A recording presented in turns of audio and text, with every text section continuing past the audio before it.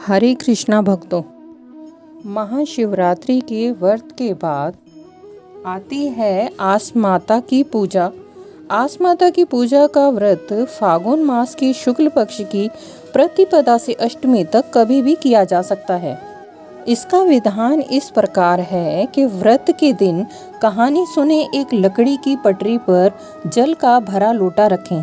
लोटे पर रोली से एक स्वास्तिक चिन्ह बनाएं और चावल चढ़ाएं। गेहूं के 7 दाने हाथ में लेकर आस माता की कहानी सुने। हलवा, पूड़ी तथा रुपए रखकर बायना निकालकर सासू जी को चरण स्पर्श करके देना चाहिए। सासू जी ना हो तो ननंद को देना चाहिए। उसके बाद कथा सुननी चाहिए। कथा इस प्रकार है कि एक आसलिया बावलिया नाम का आदमी था। उसे जुआ खेलने का शौक था। इसके साथ साथ वह ब्राह्मणों को भोजन कराता था। उसकी इस आदत से उसकी भाभियों ने परेशान होकर उसे घर से निकाल दिया। अब घर से निकलने के बाद वह घूमता हुआ एक शहर में पहुंच गया।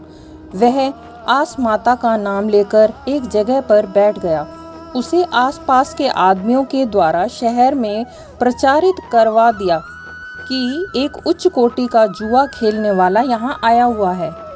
धीरे धीरे यह बात राजा तक भी पहुँच गई।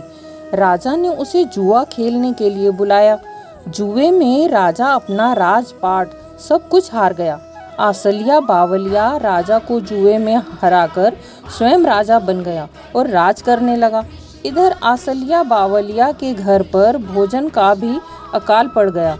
जब घर वालों को यह पता चला उनका भाई राजा को हराकर स्वयं राजा बन गया है, तो उसके भाई भाभी माता उसको देखने शहर गए। अपने बेटे को राजा बना देखकर माँ की आंखों में आंसू आ गए। राजा ने अपनी माता के चरण स्पर्श किए और कहा कि हे माता, आपका किया आपके साथ और मेरी करनी मेरे साथ। तब उसकी माँ ने उससे कहा कि मैं आस माता का उज्जमन करूँगी। तब सब लोगों ने घर जाकर आस माता का उज्जमन किया। उसके बाद आसलिया बावलिया सुख से राज्य करने लगा। हे आस माता, जैसे तुमने आसलिया बावलिया को राजपाट दिया, वैसे ही सबकी मनोकामना पूरी करना। कहते सुनते हुंकारा भरते सबकी आशाएं पूरी करना। बोलो आस माता की जय। देखिए भक्तों, आस माता ने आवलिया बावलिया को कैसे राजपाट दे दिया, क्योंकि वह पेड़ के नीचे आस माता का नाम लेकर बैठा था।